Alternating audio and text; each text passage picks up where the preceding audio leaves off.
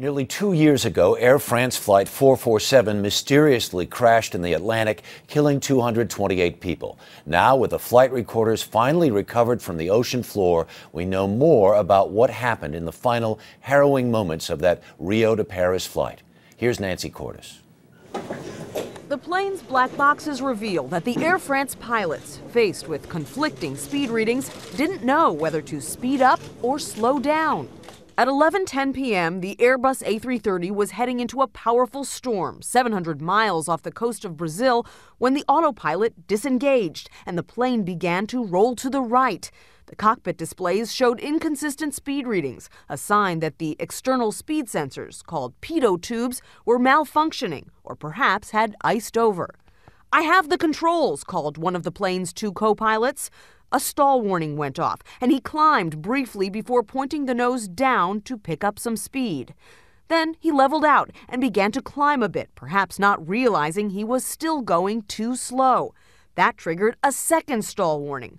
But instead of pointing the nose back down, he continued to pull up. The aircraft begins to roll. It begins to go from one side to the other side. Mark Rosenker was chairman of the NTSB when the plane crashed in June 2009. What we've seen in this cockpit voice recorder is two pilots extremely confused about what's happening on their flight deck, what's happening to their instrumentation. It was now a minute and a half into the crisis, and the captain, who had been on a scheduled rest break, made it back into the cockpit. 20 seconds later, the co-pilot flying the plane said, "I don't have any more indications," most likely referring to speed readings. "We have no valid indications," confirmed the other co-pilot. As it pitched and rolled, the plane slowed even more and stalled, falling from 5 miles up for 3.5 minutes at a rate of 10,000 feet per minute, slamming belly first into the Atlantic. What would those 3.5 minutes have been like for the pilots and for the passengers?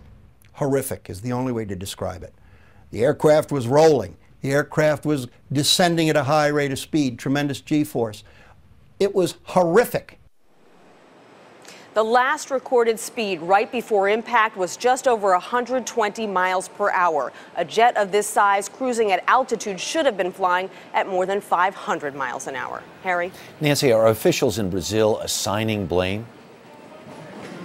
Well, officials in Brazil and in France, where this investigation is taking place, say all of it is to blame. The faulty pitot tubes, which have now been replaced on all Air France jets, and also the actions of the pilot. They'll also be taking a look at the training of the pilots. Were they trained to deal with a stall in these kinds of situations? This investigation is going to be going on for about another year, Harry. Nancy Cordes in Washington, thanks.